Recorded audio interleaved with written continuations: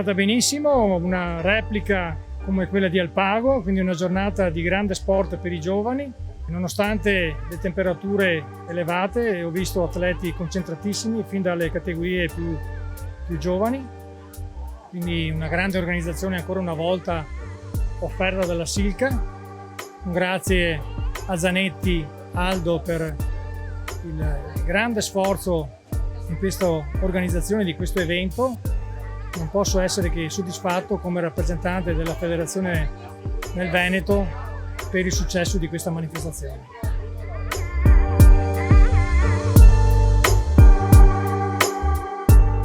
Ma direi che Caorle è orgogliosa e soddisfatta di queste manifestazioni, anche perché è la prima manifestazione che viene svolta in terraferma dopo il periodo Covid, soddisfatta dell'organizzazione, della gestione, della partecipazione, e certamente altra cosa importante è questa partecipazione di tanti ragazzini e tante ragazzine che sono dimostrazione sicuramente di una grande attività nonostante la grande difficoltà passata nei mesi precedenti. E un ringraziamento a tutta l'organizzazione, a Silca, e devo dire che questo è il riconoscimento di anni di collaborazione tra la fondazione, tra il comune e l'amministrazione di Caorle e gli organizzatori.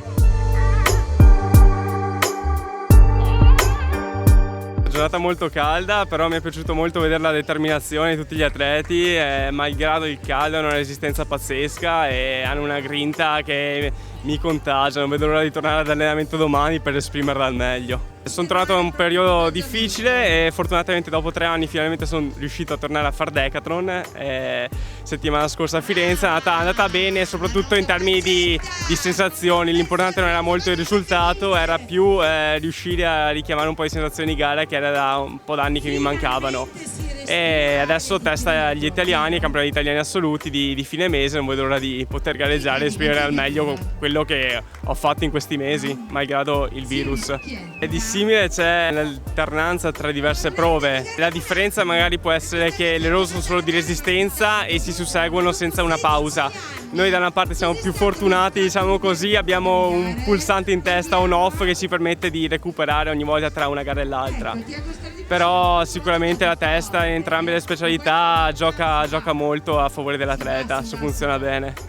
Direi che a livello tecnico-agonistico forse gli atleti hanno pagato un po' queste temperature elevate, ma ho visto tanta gente, tanto entusiasmo, tanti ragazzi che si sono impegnati in tutte le frazioni. Un mare piatto splendido e quindi ha favorito anche probabilmente delle belle prestazioni a nuoto. Noi ce l'abbiamo messa tutta per riuscire a portarla a termine, non è stato così semplice, abbiamo sforato un po' i tempi perché purtroppo nel rispetto dei regolamenti, i 30 secondi ad ogni atleta con tanti atleti iscritti, purtroppo si sapeva che si doveva finire tardi. I ragazzi ho visto che sono divertiti, le famiglie pure hanno trovato anche il modo di trovare qualche riparo sotto gli alberi perché veramente il sole picchiava. Direi che meglio di così non si poteva. Un ringraziamento particolare va veramente oggi ai volontari perché essere qui da stamattina a preparare sotto il sole e rimanerci fino alla sera non è così scontato, così facile trovarne di persone disponibili a fare questi sforzi. Noi ce l'abbiamo fatta, abbiamo messo in campo più di 100 volontari e direi che è andato tutto bene e io ho soddisfazione sia per me sia per la Silca Ultralight e per tutti gli sponsor che ci stanno sostenendo.